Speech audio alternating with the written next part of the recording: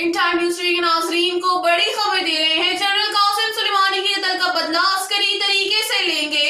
ईरानी media के मुताबिक Iran के शहर कुम में मस्जिद के गुंबद पर सुर्ख झंडा लहरा दिया गया है, जिसका मतलब ईरान जंग के लिए तैयार है, अवाम भी तैयार है। याद रखिए 3 जनवरी को बगदाद में अमरीकी हमले में ईरानी जनरल कासिम सुलेमानी समेत 9 अफराद जाँ बहक हो गए थे। अपने नाज़रीन को अहम खबर से आगाह करते चले, जनरल कासिम सुलेमानी के कत्ल का बदला अस्करी तरीके से लेंगे।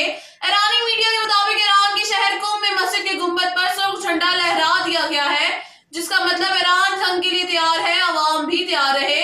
याद रहे 3 जनवरी को बगदाद में अमरीकी हमले में ईरानी जनरल कासिम सुलेमानी समेत 9 अफराद जाँ बहक हो गए थे। इनको मिसाइल से निशाना बनाया गया था। पेंटागन का कहना था कार्रवाई सदर ट्रंप के हुक्म पर की गई थी।